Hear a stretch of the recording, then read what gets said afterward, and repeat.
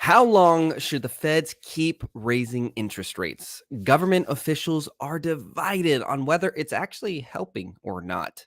Plus, the US housing market heads into 2023, but it's still in correction mode.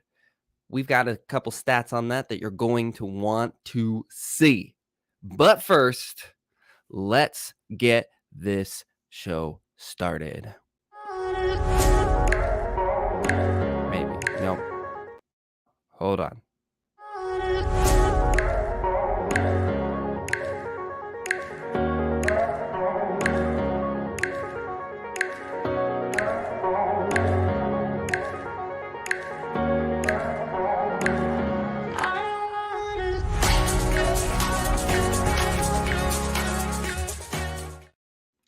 Good morning, everybody, and welcome to Scale Through the Fail. I am your host, Robert Bean, and today we have some topics to bring to you.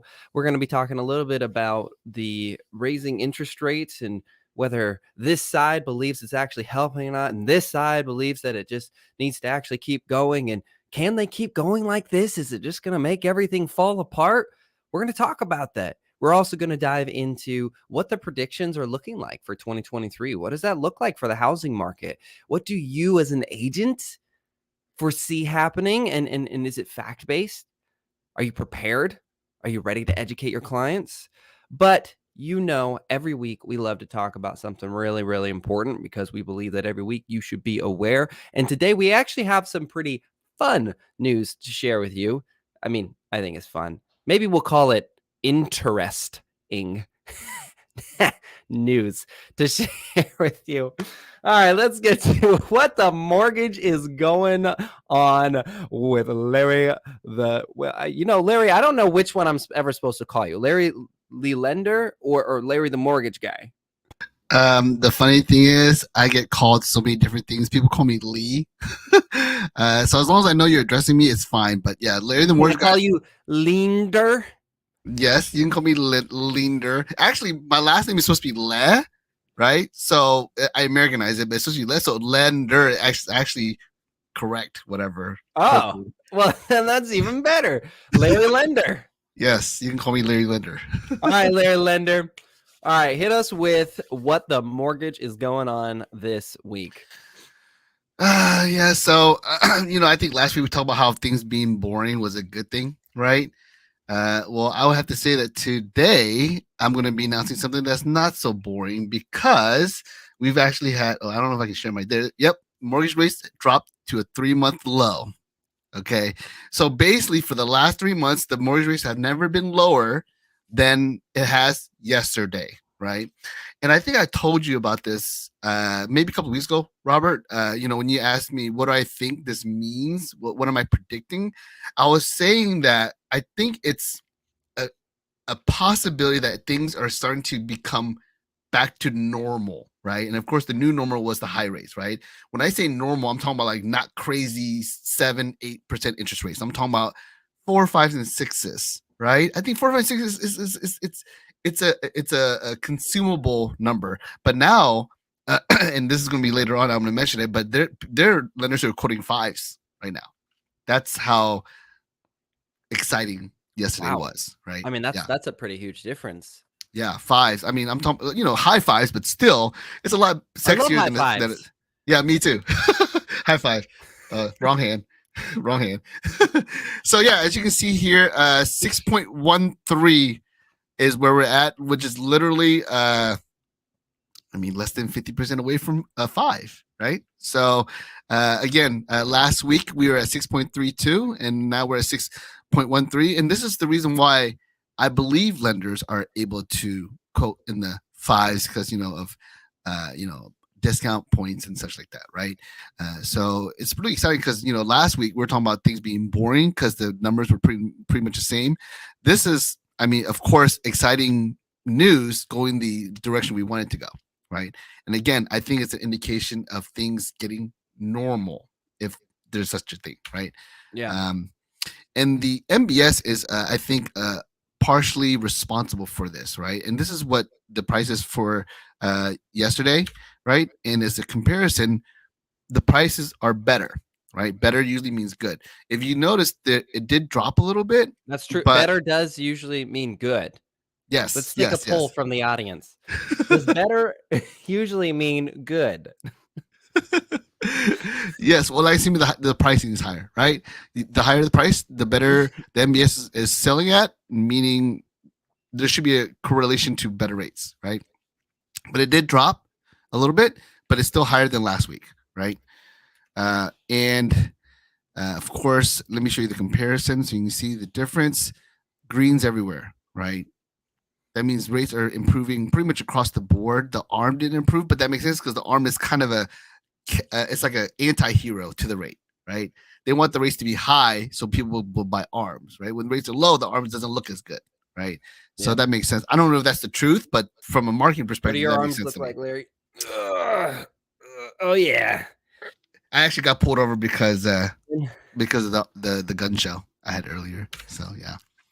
So takeaway: today's rates improved by more than would be suggested by the improvement in the MBS, right? Meaning the MBS pricing is improving, so therefore it's helping the rates. Okay, it makes sense to wait for Thursday morning, following Wednesday afternoon after a Fed announcement before adjusting the rates because the Fed announcement is usually later in the day, and because later in the day the rates are not able to adjust fast enough to kind of show any kind of response. Yeah, so they usually reflect the next day, correct? Yes. So that's why it makes sense to just wait before you actually start trying to figure out what happens, right? Yeah. And like I said, aggressive lenders are quoting the rates in the fives, right? I don't know Crazy. if I'm doing that yet. I'll see what's happening today, but I can see that happening, right? And the last time rates were this low was during the first few days of September. So again, 3 months basically, right? And as long as nothing crazy happens with inflation or economic data this week, all but confirms that rates topped out in late October. Meaning, if things kind of stay the way they are, then the peak was late October. Yep. Love it. So, Larry, that seems like some positive news for people going into this. I think that's really exciting. I think that people sitting on the fence, don't use holidays, don't use, oh, it's the end of the year, wait till next year. Like none of this makes sense. You're not fact basing it. If you can, do. If you Yes. can, do. This is a huge step for us, and we have no control on whether that will last another week. We have no control whether that's going to last another 2 weeks, 3 weeks. So if now is the time, then now is the time, and go get it done. A good lender can get you pre-approved so fast as long as you do your part. Obviously, do your part in a timely manner. So get with your agent, get with your lender, and say, listen, I saw on Scale Through the Fail Live that this is happening, and I want to take advantage of this market. Agents, if you're listening, go tell your clients, hey, listen, I was reading the news because I stay up to date for you, right? Make yourself look like a rock star. And here's what's happening, and we need to take advantage of it right now. All right, let's go get it done. Absolutely. I mean, literally more than a point drop. I mean, that's big news in any Huge kind of news. market. Yeah. Huge So news. yeah, I mean, from my perspective, you should definitely make a move right now. Not because things might change, things might not change, but everyone's waiting, right? They're on the fence, right? They're waiting for that moment, right? This is the moment. That's what I'm trying to say. That's what we're all trying to say. This is the moment. You've been waiting for things to get better. This is an indication that it's time to make a move. Yep.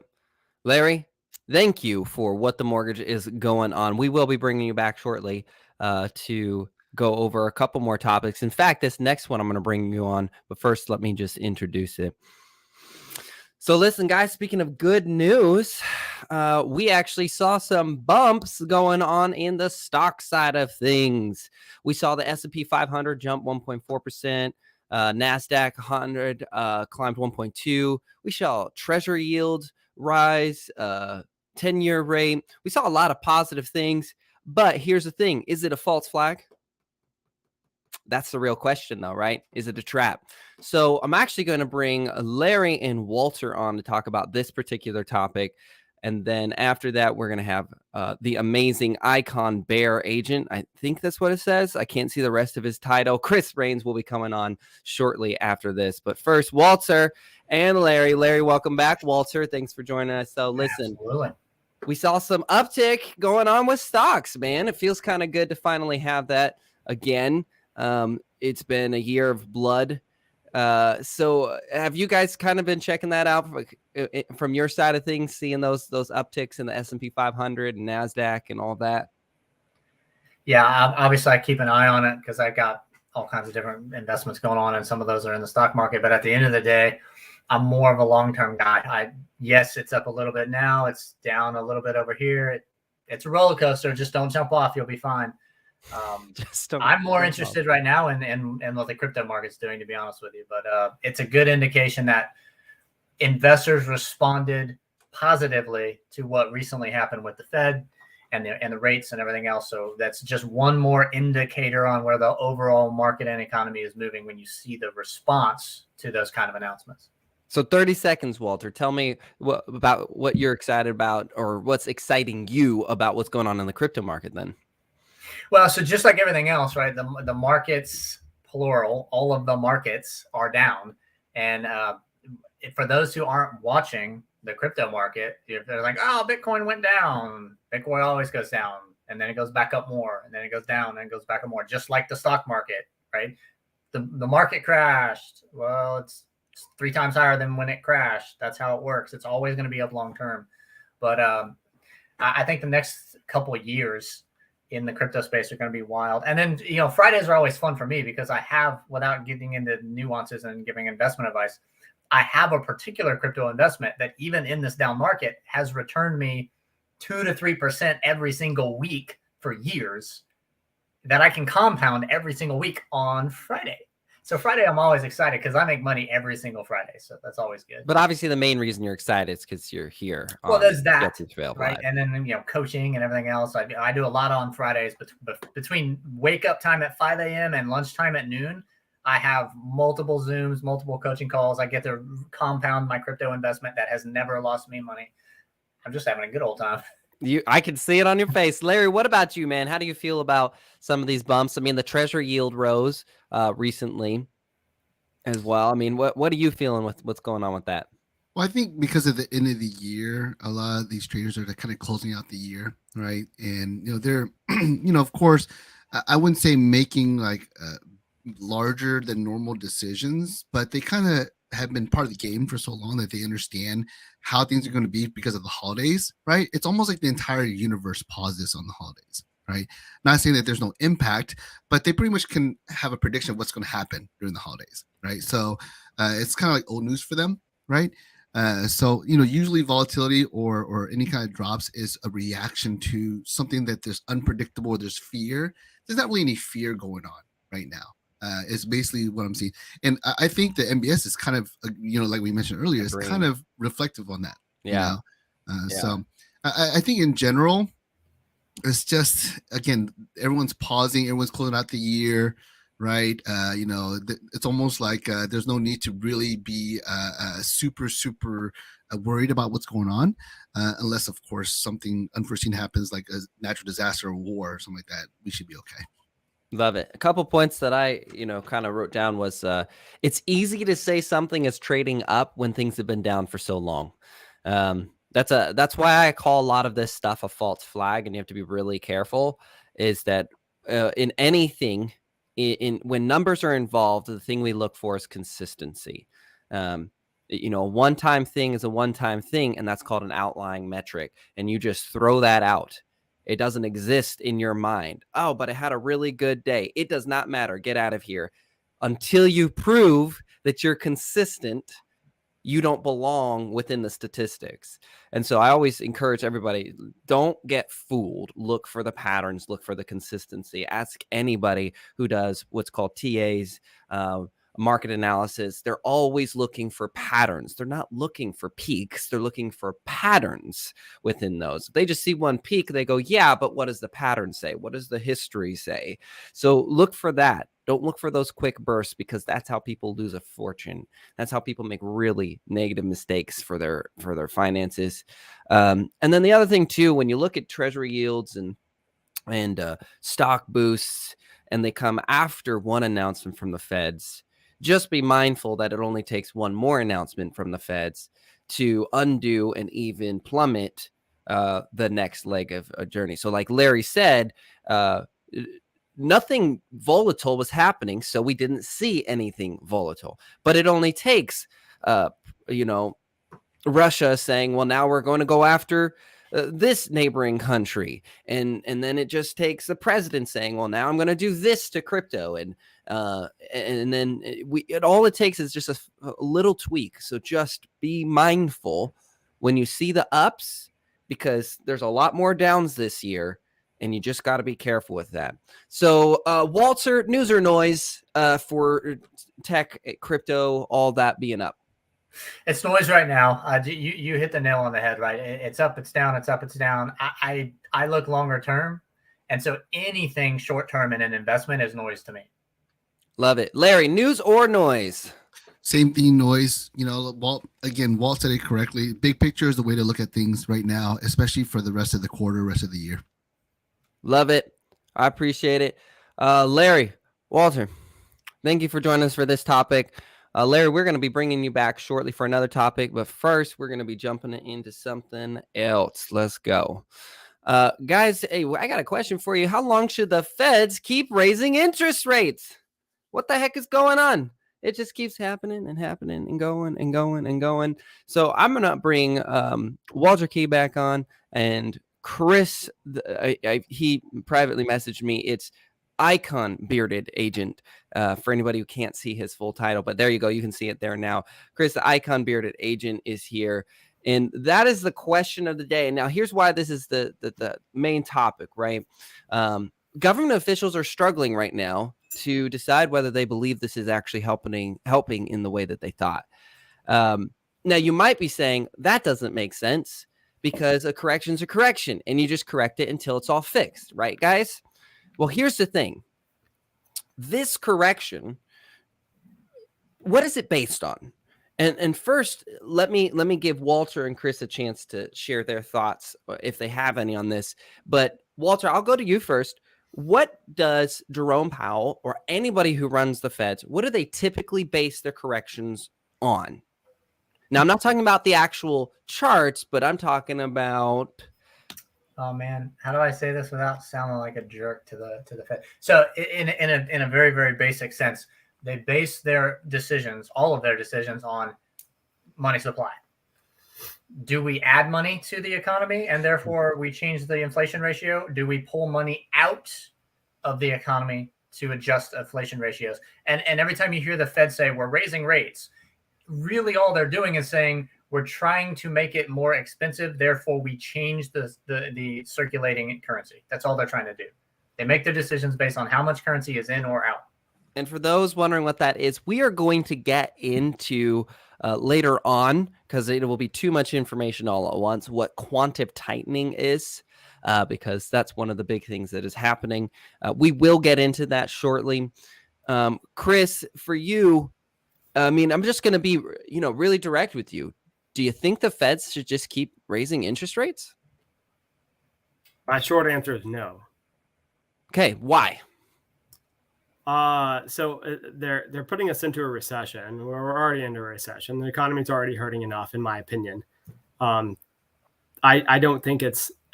I know it's improved some things where we're at now.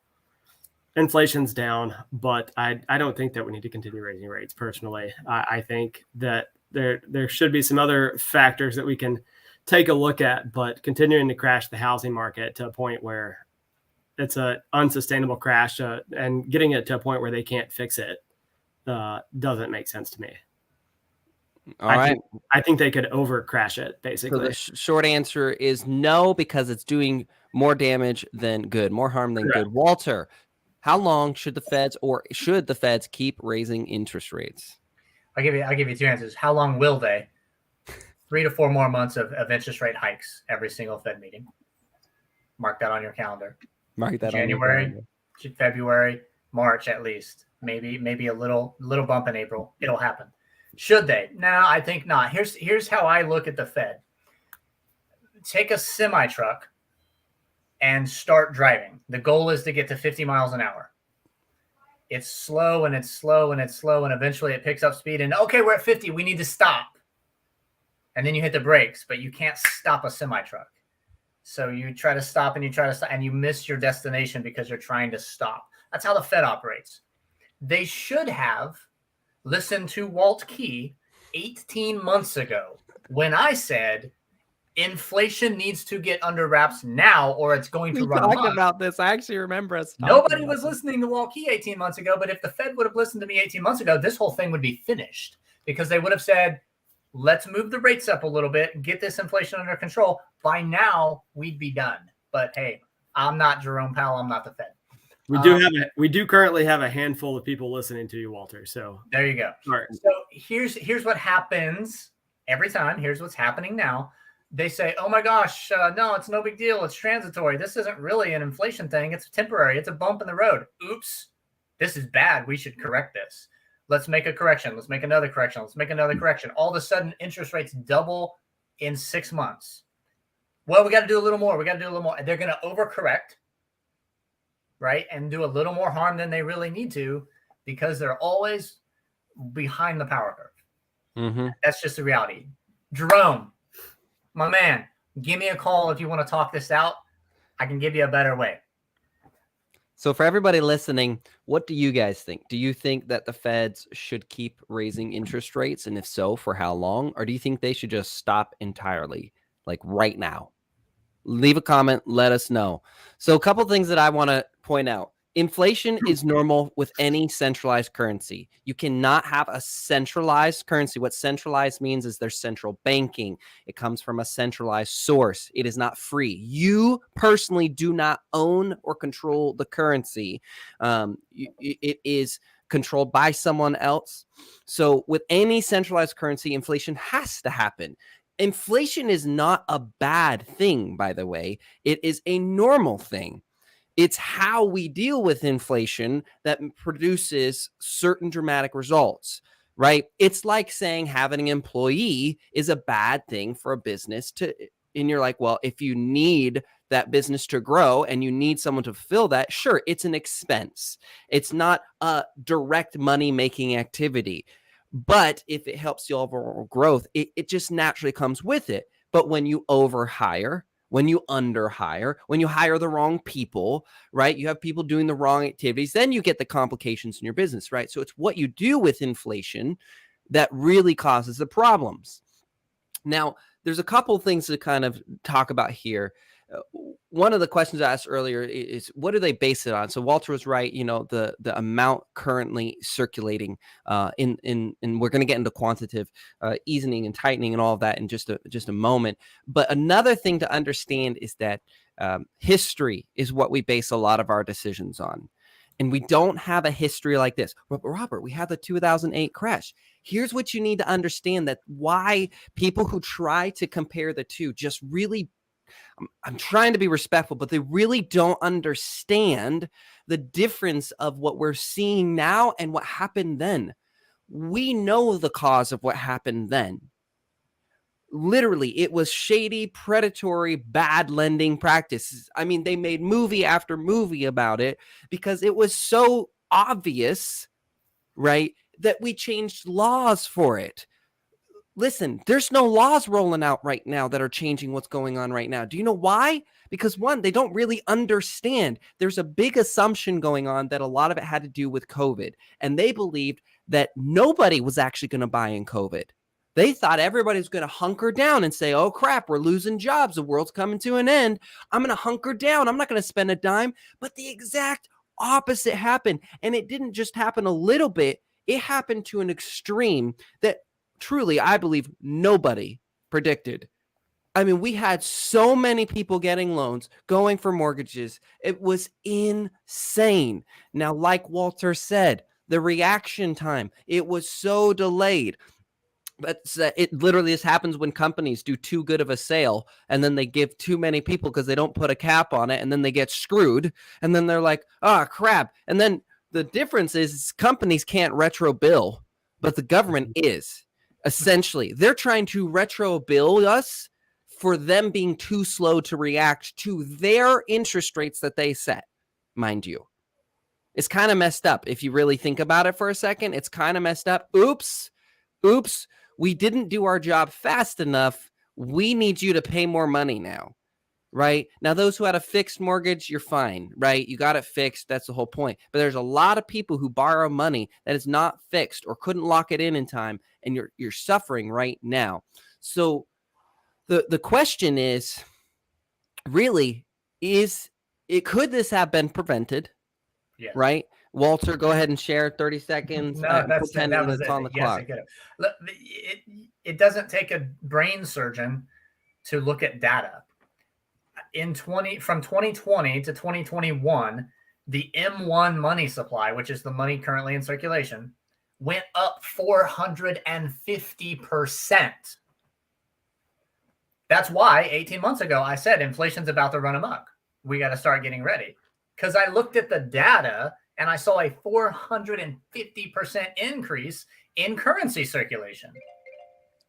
I read the tea leaves. I saw that coming. Did you guys hear that? Did it come through? Could have avoided this.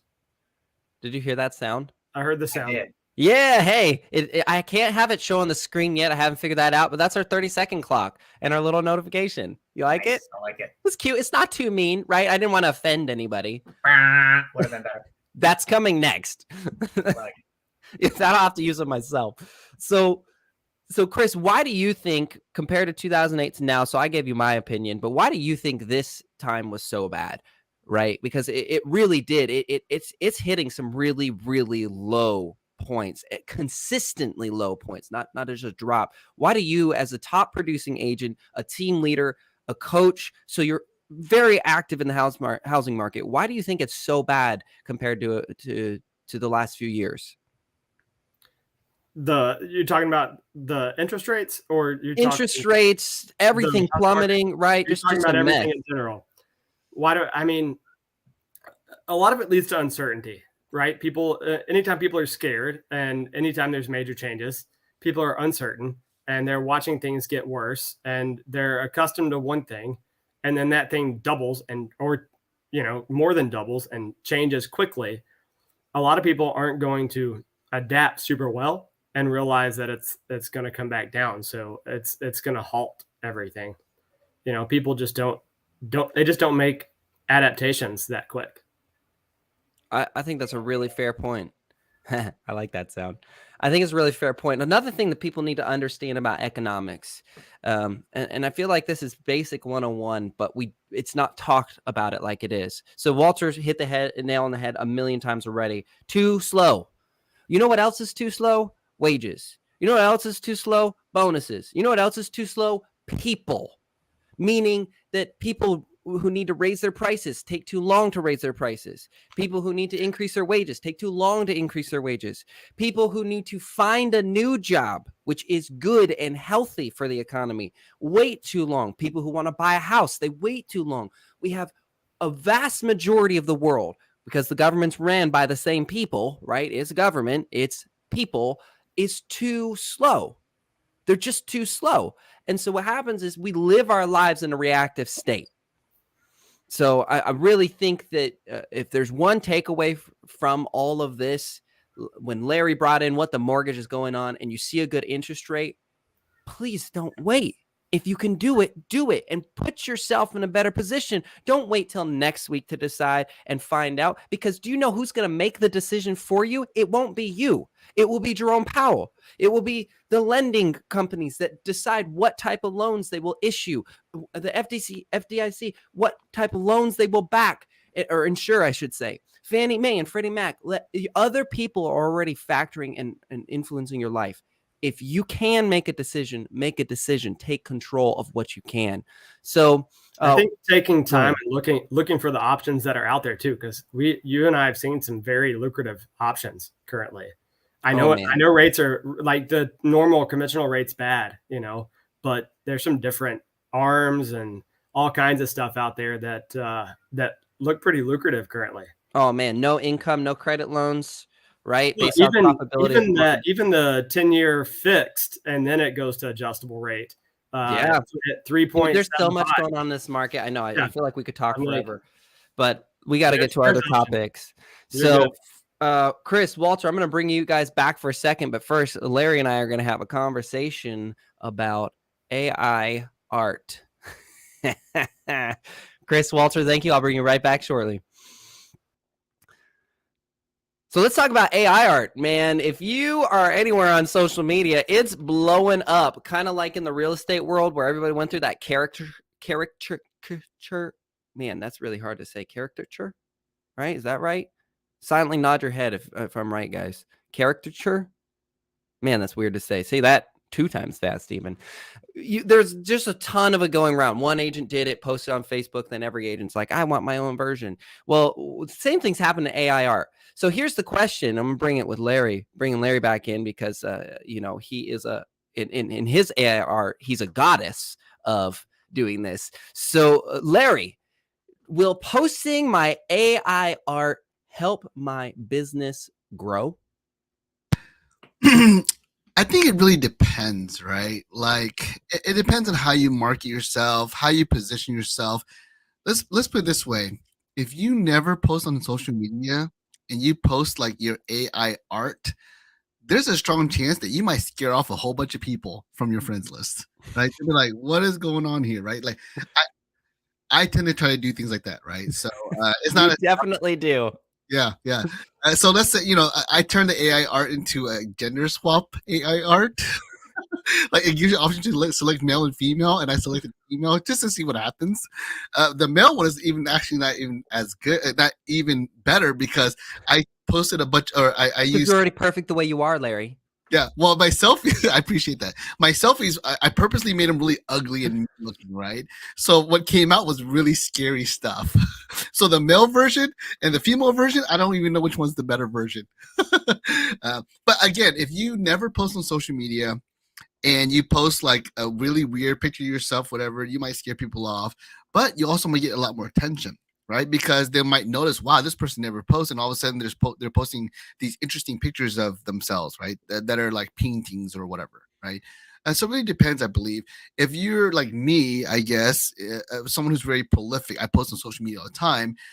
You talk about news and noise, that would be just noise, right? It's just Larry being goofy again. Of course, Larry would gender swap himself on the AI when everyone else is trying to make themselves look pretty. Larry's making himself look silly or stupid. Mm-hmm. So I think it really depends, but I think that the confidence boost that people are getting, which is kind of weird, right? I mean, filters, women, some men, but women use filters on like Snapchat and stuff like that. Nothing against it, just like them using makeup, right? It's okay, right? I admit I do a touch up on my Zoom, make myself look younger, take away the double chin, whatever, right? That's where the microphone is strategically placed. Yes, I don't want you to see the double chin. So yeah, like Chris again, is growing out his beard. Yes, anytime he sees a flaw on his face, he just shifts his beard a little bit. That is my theory as to why so many men have beards, right? They're trying to cover the ugly.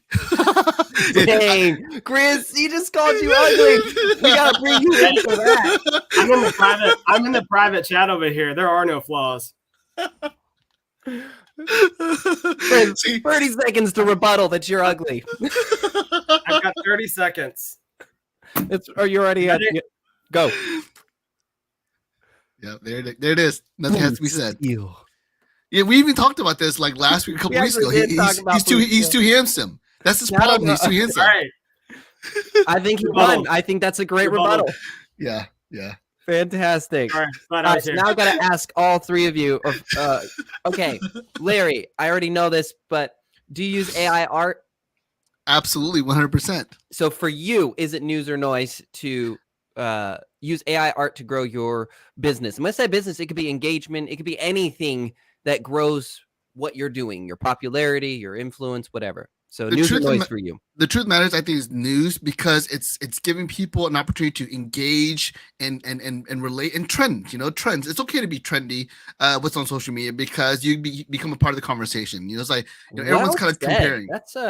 That's a good way of putting why you engage with trending topics. You become a part of the conversation. Nobody likes to feel left out. What I've been doing is because one of the reasons why I make ugly lens AR is everyone's posting theirs. So I comment, I literally put it's better than mine, and I post like the worst picture of mine, right? And it always gets a nice laugh from them, and it gives me a chance to sort of engage with their post, right? Instead of me saying, "Oh, you look so great" or "awesome," what everyone else does, I go better than mine, and it's like the really scary alien picture of my version, Love it. Chris, do you use AI art? I've not yet. I looked at it the other day. I didn't download the app, but I do intend to. So news or noise then? Definitely news. Yeah, I like that kind of stuff. I'll tell you, early on in my business, posting a lot of funny content because every agent's like, "Hey, work with me. Hey, work with me." And I would post myself in like an astronaut suit, like talking about finding them the perfect space for their house. Like I was just ridiculous because I don't care. And that's the kind of stuff that got engagement. But just like posting any kind of updates on the market or whatever else, like I got nothing. Anything about the housing market, nothing. But me in an astronaut suit, me on a freaking horse CGI'd, me on a muscle body that's not mine, obviously. Like whatever else, people love it. So I'm in on the AI stuff. It's great. For the record, I really want to see yours and like do some Viking Nordic type of thing because with that beard, I'm all about it. That's it's awesome. No, you gonna should be go for the gender swap, dude. Go I'll be do the that one too. the I'll do bearded lady. Yeah, the bearded lady would be Bearded awesome. Viking lady. So, Yes. by the way, it's good to do it now because they added 20 extra bonuses for Christmas. So I did a second round and now I got Christmas photos of me like wearing a hat. So you get instead of 200, you get 220. Walter, So I will not do the AI art. I like to be a trendsetter, not a trend follower. And here's what I think on news or noise. It is news for roughly the next 72 hours.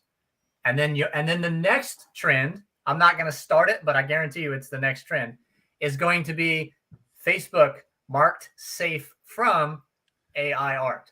Yes. This trend is going to move fast. So take advantage of it. Get it out there. If you're going to do it now. Engage with your sphere. Have great conversations. Have a good laugh. Chris is absolutely right. Being funny and engaging is a great way to do it. But this one's not going to last. So dive on it if you want to, and then get ready for the next trend, which is going to be I didn't do it. I've already seen one of those, so yeah. That's pretty funny. All right, guys. Now that we had a fun little topic, we are going to dive into something that is extremely intense, but personally, I believe is really imperative. And I'll tell you what, Larry, I would love for you to stick on with this one because we're going to get into something pretty wild. So I'm going to need to do a little bit of talking to kind of give people a base of what we're about to talk about. So let's do this first. Oh, hey, this is better. That's perfect. That looks good. There we go. I didn't know we could do that. I thought it was just one person. Yeah, you don't cover your face either. Yeah, I mean, it's probably better that way. But so listen, 2023, still in correction mode. I would say most people would agree on the economical side, on the speculative side, that we're going to still have a lot of correction coming in the near future. So what we need to talk about and why it's important, at first, it's going to sound really irrelevant to anybody listening. Why? Because I guarantee you, none of your brokers, none of your team leaders, none of your co-agents, most of your lenders don't talk about this stuff, probably because they just don't know what it is. They might talk about it if they were aware enough. So whenever the Federal Reserve moves into what's called quantitative tightening mode, it's going to spell trouble for rate sensitive sectors like the U.S. housing market. So when we say rate sensitive, that means, right, half a point could drastically affect someone's affordability for a home. So some markets are not going to be as affected by that. Other markets will, like the housing market. When that tightening turns into very aggressive, like what we're seeing right now, there has to be a correction, right? So some of the correction that we're seeing is what's called quantitative tightening. Now, I'm going to explain to that real quick. I worked on some notes and some talking points for us because I do believe that part of the mission of the show is to really not just have fun, which we're going to be actually adding a lot more fun segments into this, not just to be trending, but also to expand your knowledge so that you can actually make better decisions in real estate, so that you can actually educate your clients and really just become a much more powerful agent, team leader, brokerage owner, lender. I mean, even if you do insurance, like what you know happening in the global sense for finances is really important. So what is quantitative tightening? Quantitative tightening refers to monetary policies that contract or reduce the Federal Reserve. So Walter essentially talked about it earlier, right? Which is, what does the Fed make their decisions on? How much or how little money is in circulation, basically. And so this process is known as a balance sheet normalization, quantitative tightening, right? You're tightening. Think of it as just you're tightening your budget in essence, right? It's a lot more complex than that, but in essence, you're tightening your budget.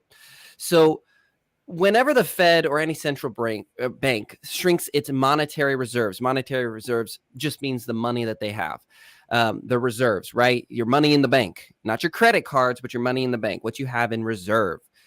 They sell it by either selling, or they reduce it by either selling treasury government bonds or letting them mature and then removing them from its cash balances. This removes liquidity or money from financial markets. Essentially, they remove money to try and drive up the value. So what's the pro? So what this does is it increases the bond circulations, the bonds in circulation, which means that future bond buyers, which there are more than you realize. You may not be in a direct bond buyer, right? But you are an indirect bond buyer because the people that you get money from are bond buyers. The banks, major investment companies, corporations, they buy bonds. And bonds are a huge play in this. So while you're like, Robert, bonds have nothing to do, that's like saying you buying a car and financing through the car company you're entirely separate from the financing side. No, you're still supporting a system and you're directly affected by the interest rates and the way that works. And I know a lot of this is I'm trying to speed through it because it is kind of boring. I get it, but I think it's healthy for you to know, because there are clients I've even seen agents coming to me going, hey, my clients asked me about bonds. And the agent goes, I don't even know what a bond is. So that's kind of why we're bringing in a topic like this. So here's why this matters. Okay. So people are buying bonds in circulation. But what the quantitative tightening does is it means for future bond buyers, the ones who don't already have bonds, they need higher yields. They need to make more of a yield to make it worth buying these bonds. Those higher yields raise borrowing costs for consumers, aka the average person, right? Causing them to be more cautious, at least that's usually the hope, right? About debt. Basically cautious about taking out debt, getting debt. So then there is less demand, right, for those bonds, and that should help stabilize or lower prices and put a little bit of a check on inflation. But that's in theory, okay? That's what we saw, except that's not what happened this last time. This is why I actually wanted to bring this up, and we had our first article to talk about, our first topic, and then bringing in this one. So here's the con, the risk of quantitative tightening, which Chris actually brought up. It has the potential to destabilize financial markets, which can trigger its own sort of crisis. So technically, it solves a problem, but it can solve a problem by creating another problem. And so that's why government officials from the first article are so concerned.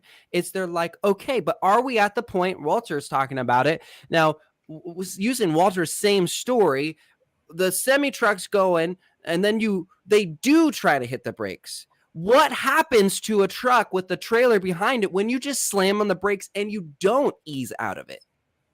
So what happens is that they're turning around and they're trying to fix this problem, and then the problem is creating another problem.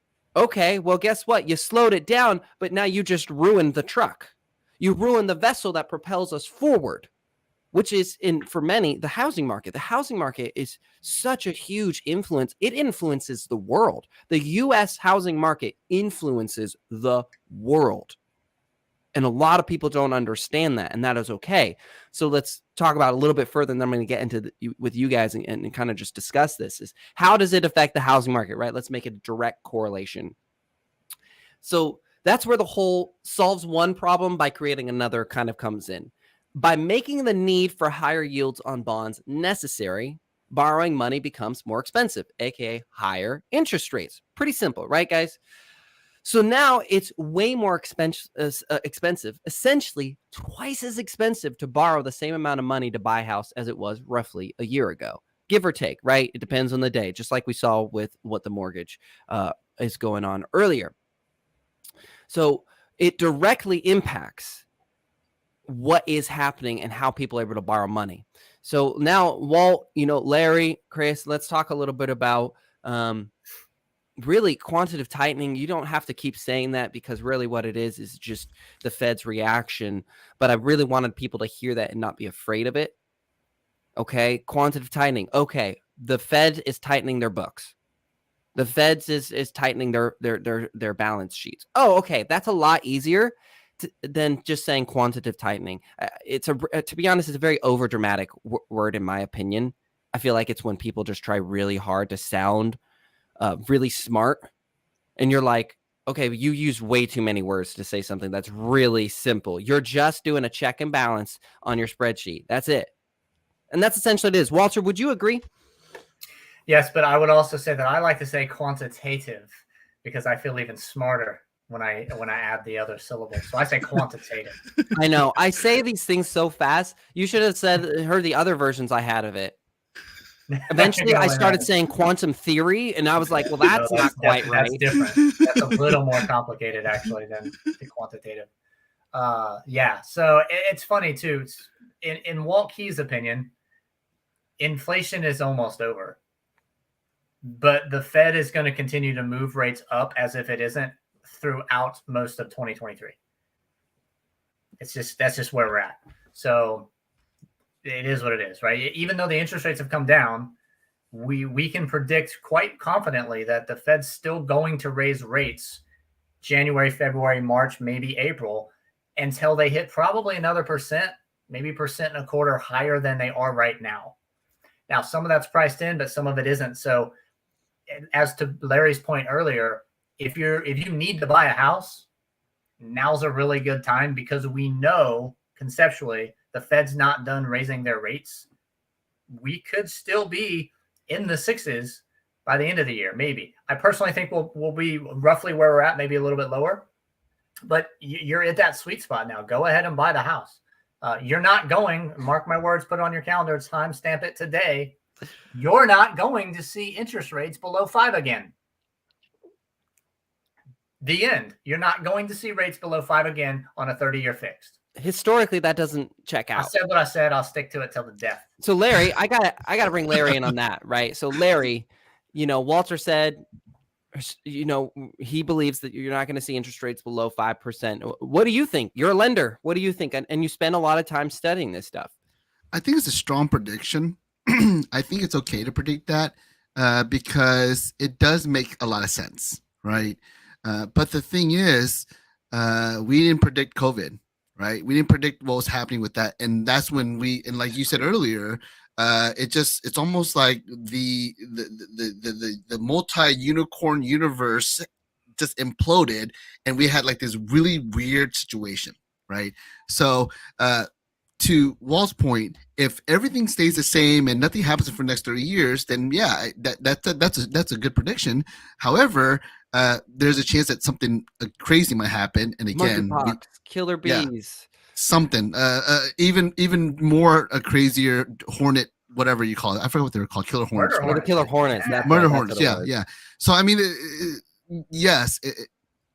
It really depends. That's why no one can really predict it, right? And if you really think about it, that's the reason why the mechanism of a refinance exists, because they know that you might want to adjust based on the situation that is new or presented to you in front of you. And everything's changing. It's not just the interest rates, it's also the home values, the demand. So there's so many different reasons as to why rates and buying might be a good or bad reason, or bad decision, right? So from my perspective, and I've only been in the business for like maybe 6-7 years. So I didn't get to see like the crash, back in 2008, whatever. I hear all about it, but I had to learn all the laws because of it, right? That you were talking about, Robert. I had to go through all this extra training because my colleagues 10 years ago screwed things up, right? So thanks, Mom. Thanks, Dad. Yeah. So I've heard the story. So I think, and that was, again, you're right. That was a manipulation by us. we created that problem, right? And hopefully that can never happen again. Who knows? We'll find a way. Don't worry. But yeah, I mean, there's so many different factors that can happen. I mean, if we're talking about corrections, right? We're still correcting for 2008 right now, We right? are. If you think about it, capitalism is supposed to be a natural, evolving situation of people winning and losing, competition, right? Well, there's been a lot of, for lack of a better word, retardation of that because of bailouts, right? These banks were supposed to be dead. They lost. And guess what happened? They built the government bailed them out and literally Man, messed up about to get my capitalism. pitchfork. Don't even start Yeah. me on those. So all I'm saying is that there's a weird kind of funk to the way the market's working right now because it was manipulated by the government and by us humans, right? So there's always a correction happening. Okay. So who knows? Well, maybe it'll catch up to us, right? In 15 years. And you and I would be like, you know what? Remember that date in December 16, 2022 when you said it wasn't going to happen? Well, you were wrong, Walt, because it finally caught up to us. Right? So you never know. Right. But I think it's a strong prediction. And I think making a decision like that is a safe decision because if it does go down, hey, that's positive news. Right. If it does go down, I mean, let's say Walt's right and you're always going to be in the fives. Well, then good. I mean, you can afford it. Be happy with it, right? You plan, yeah, you make it. You plan, you can make decisions. Because, you know, I always tell my wife, tell me the reality. I mean, tell me the truth so I can just deal with the reality and accept it and then adjust to it, right? Whatever it is going on, don't keep me in the dark. Just tell me the reality. So it gives us a chance to sort of make a baseline decision as Walt was presenting, right? Which I think is good. So, Chris, I got to ask you then. So first I got to set what I'm about to ask, and then I kind of want your insight because I know you work a lot with one-on-one with agents, and I've heard you talk about this a lot, which is hyper localized. The effects of government policy are hyper localized. They can vary drastically. So for everybody listening, the significance of the housing drop, yes, there is a drop. Anybody telling you that there's not is just not reading the numbers. There is a drop, guys. We can't shy away from that. We can't lie our way through this. Housing prices have actually dropped. It's not, we have no indications it's a crash, but it's so unique what we're in right now because prior, when housing prices dropped, not corrected, when they dropped, it was a crash. And so everything dropped and it just plummeted steadily down. What we're seeing here is we're seeing a drop, but we're not seeing a crash. That's not really something we've had before. At least not in my lifetime. I'm 31 years old, so I can't say that you know, I've seen everything. I wasn't around, you know, during the recession, the Great Recession, but the Great Depression. Sorry. Well, it was a recession as well, wasn't it? Well, I guess it's recession, then depression. So technically there was a Great Recession that led to a Great Depression, so I'm still right. but the point I'm trying to make is that, like, there are so many variables here that we just don't have a lot of historical data on because it just hasn't happened. This wasn't supposed to work this way. It just wasn't, and it doesn't make sense. So the way that this impacts and why you as an agent need to be a true local expert, you need to tune into this show every week and learn and know this stuff and study your market data, is because you can see a drop like in San Francisco where there's a 13.1% drop in the value of homes, which is insane. That's a huge drop. But then you can also go to Louisville, Kentucky, right? Well, Louisville, Kentucky, right? Who cares about that? And it's a 0.7 drop, a barely noticeable drop. So Chris, this is where I want to kind of bring you in. You spend a lot of time helping agents in their local markets. You help them generate leads in their local markets. You teach them how to become best friends with people in their local markets. And I hear you time and time again say, well, hold on. It depends on your market and what's going on in your market. So how are you in your local market when you hear crazy news like this? How are you kind of dealing with that with clients and telling agents how to deal with that? So with all the changes that we're having, I basically look at it, and historically the number of people that are continuing to move here, look at the number of jobs that are being produced here, and look at the actual market stats. And I show them at the trajectories of what's expected for people continuing to move here. And if you look at a 20-year, like most 20-year projections and stuff, we could grow by 1 million people in the Middle Tennessee area over the next 20 years easily. So with all of that coming, I tell everybody to keep buying and hold on to real assets here because the market's going to keep on going up. knowing whether you're in an area that's going to keep growing or if you're in an area where people are leaving and they're not continuing to buy, so house prices are going down, makes a big difference. I'm in a market that continues to soar, and for multiple reasons that are all backed by logical ways of thinking, in my opinion. So knowing that I'm in that market, it's a good spot for me to be in. So Nashville, I mean, it's considered the Golden Triangle, right? So we're a central hub to everywhere. All these corporate businesses are moving. It's trendy. You know, all the California buyers are coming this way. They like it. The music stars and everybody wants a house here. So, and with that, with people following those people, the other people want to move here as well. They want to be like them, right? Which is really what made California popular too, right? A lot of stars, everybody wanted to be out there around them. They wanted this lifestyle. They wanted that stuff. Lifestyle for rich and famous. Now everybody wants the Nashville lifestyle. Nashville has become a lifestyle of the rich and famous. But with that, we've got jobs, we've got corporate centers and all that stuff too. Nashville has this whole like Hallmark feel, like, so it's, you know, like, oh, small town country girl comes in from the big city, meets a big, strong country man. And he also is super good looking and his family's rich. And he has a beard. He's got a beard. His name's Chris. Hey, my wife's from Detroit. She is a Detroit. Yeah, she came down here. She's a little Yankee. That made Yankee. Oh man. So with the quantitative, see, I like the way I said it. It's just faster. QT. It's a cutie. You know what I'm saying? It's cutie. With a cutie going on. Do you think it's news or noise? What's happening? The corrections that are being made right now. Do you think it's something that agents should be paying attention to? The housing drops being affected because of the QT, or do you think that it's noise and the housing prices are going to drop anyway? Larry. You know, I think it's a little bit of both, right? And what I mean by that, it depends on who you are, right? If you're the kind of person that likes to be, up to date, want to educate your buyers and your coworkers and the people you work with, then you definitely should pay attention because there's a lot of uncertainty happening right now, right? A lot of things are happening that we're like, what's next, right? We don't know. We're kind of dodging bullets and then like jumping on platforms as they come, like Super Mario Brothers, right? So it's one of those things where like, I think you need to pay attention if you're that kind of person. Now you could be like me when it comes to like politics and such, and I just get my news from memes, right? So it's like I'm just gonna do my thing. I'm gonna go. I have my plan. I know exactly what I need to focus on, and whatever's happening right there is not really gonna affect what I'm doing here in front of me. So I'm just gonna focus, and I'll hear from my wife or, like I said, on Facebook or whatever, what I should be paying attention to, and then I'll react accordingly. Right. So I think it depends on who you are, but I think that no matter what, it is good to pay attention, at least to be aware of it. You don't have to be like deep down, like maybe Walt is, right?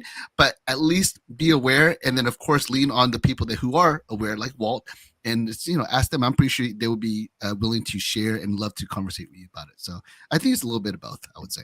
You got to choose. We pick sides here. For me, it's noise. Noise. It's noise, yeah. All right. Chris, news or noise? I'm gonna agree with Larry. Noise. Retweet. Retweet. Noise. All right. Repost. So, it's funny you said you get your news from memes. This was not on the docket to talk about today, but I actually think it's a really good point. Is that's a factual thing.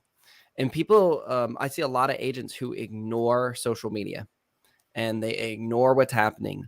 And then they go and they say, essentially, why don't people trust me? Now, that's not the exact words they use. The words they use is, my leads won't do anything. My leads won't listen to me. I can't convert my leads.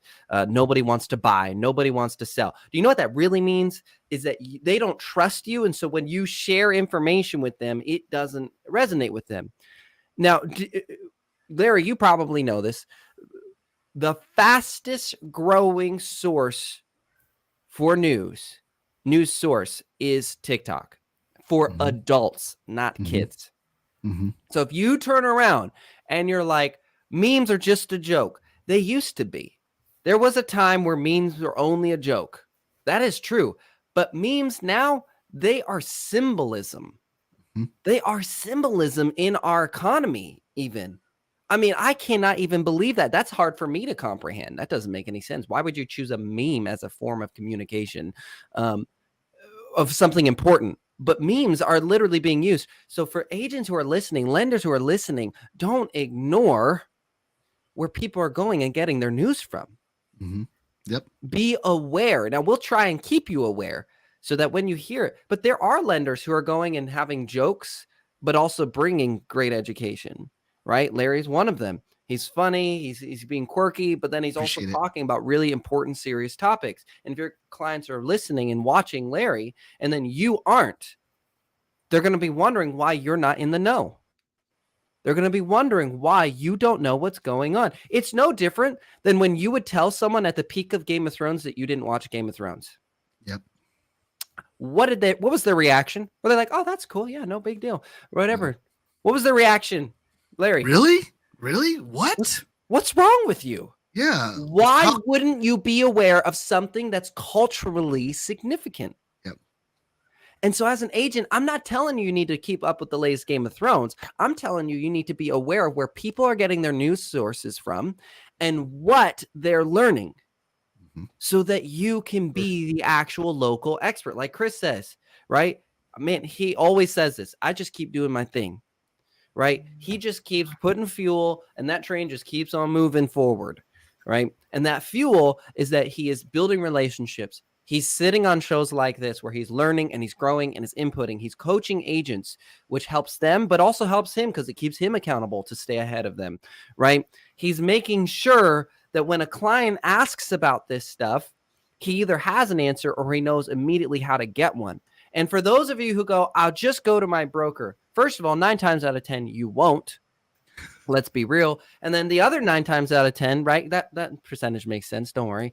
The other 9 times out of 10, your broker doesn't know. I'm being real with you. I'm sorry for any brokers listening right now who are mad about this, but I talk to so many brokers and they don't know what most of they don't know what QT is and how it impacts. They don't know how treasury bonds work. And that's okay because guess what? I didn't either until one day I decided to learn. That's all it is. So it's not an insult. It's an opportunity. So everybody listening, this is Scale Through the Fail. Larry, thanks so much for jumping on. Chris, thank you. Walter always has to go a little bit earlier. I'm going to have to switch up his schedule on the show. We have some pretty exciting updates that we're going to be working on, a restructuring of the show, just to add a little bit of gamification going forward. We got some fun things in store for you, but the big thing is just thankful for people like Larry and Chris that come in and share their insight and their knowledge from a local and a national level. Thank you guys for jumping on Scale Through the Fail. I really appreciate you. And look forward to having you guys on again. Appreciate you guys. Yep. Appreciate it. So for everybody, this was Scale Through the Fail. Thanks for tuning in. We do our best each week to bring you what's happening in the real estate industry for the last week, and we'll help you to know whether it's real estate news, noise, and regardless what to do next. What do you do with this information? How does it impact your business? How do you take this to client and produce more deals and address fears? We go live every Friday at 9 a.m. Central. Would love to hear some feedbacks and comments. What's some topics that you would love us to cover? Do you have trending articles, a tweet, something you saw an agent say and you want us to debunk it or give our insight? Just leave a comment, tag us in a message, and we'll respond to you. And we may even feature you in the next show. So with that being said, thanks so much for tuning in, and we will see you live next week, every Friday, 9 a.m. Central. Thanks so much.